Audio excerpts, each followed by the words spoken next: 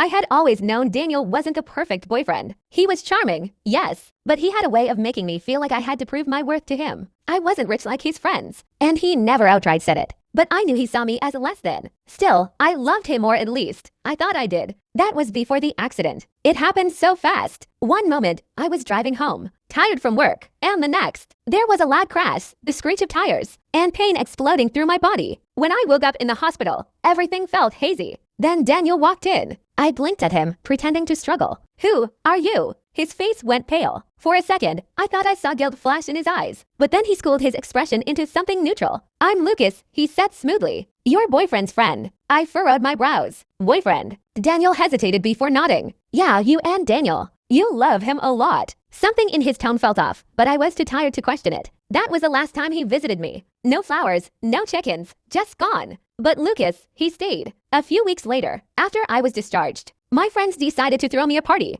Lucas was the one who picked me up from the hospital, brought me home, and even made sure I got something to eat before the party started. He had been there for me in ways Daniel never was. The party was lively music, drinks, laughter. Then someone suggested a game, truth or dare. I should have known things would spiral from there. When it was my turn, someone grinned. "I dare you to kiss your boyfriend." I froze. My boyfriend. My eyes darted to Lucas. He hesitated, then smirked. Rules are rules. Before I could overthink it, I leaned in. The kiss was supposed to be quick, just for the game, but the moment our lips met, something shifted. Lucas didn't pull away, and neither did I. The room erupted into cheers and whistles except for one person. Daniel. He had arrived just in time to see it happen, his expression dark with jealousy. "What the hell is going on?" he demanded. Lucas turned to him, completely unfazed. "Oh, Daniel, I didn't think you'd care, considering you never even visited her." Daniel clenched his jaw. "She's mine." I raised an eyebrow. Was I? "Because you sure didn't act like it." Silence. Then Daniel scoffed, but I saw the anger in his eyes. He didn't like losing not to me, and definitely not to his best friend. Too bad for him. Because for the first time, I wasn't playing his game.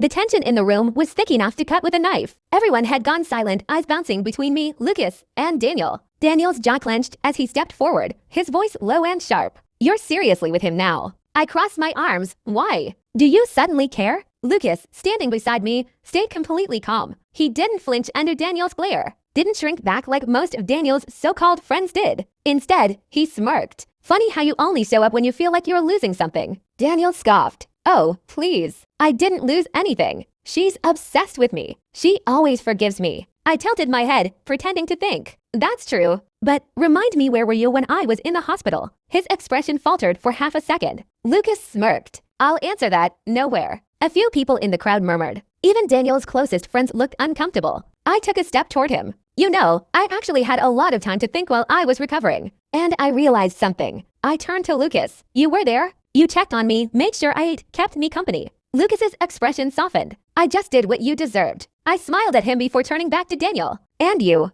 I let out a small laugh. "You couldn't even bother to show up. But now you're mad because I kissed someone else in a stupid game." Daniel's face twisted in anger. "I didn't come to the hospital because I knew you'd be fine. I didn't think I needed to hold your hand like a child." Lucas scoffed. "That's a great way to spin I didn't give a damn." The crowd murmured again, some of them outright snickering. Daniel's fists clenched, but I wasn't done. "Let's be honest, Daniel. You didn't care because you thought I'd always be waiting for you. You thought you could do whatever you wanted, and I'd still be here." I stepped closer, lowering my voice so only he could hear. "But I'm not waiting anymore." His eyes flickered with something close to panic before he schooled his expression. "This is just a phase. You'll come back." Lucas chuckled. "She's not coming back, man." Daniel glared at him, then looked back at me. "You're making a mistake." I smiled. "No, I'm finally making the right choice." Without waiting for his response, I turned to Lucas and took his hand. "Come on, let's go." Lucas didn't hesitate. As we walked away, I could feel Daniel's burning stare on my back. But for once, I didn't care. He had lost, and I had finally won.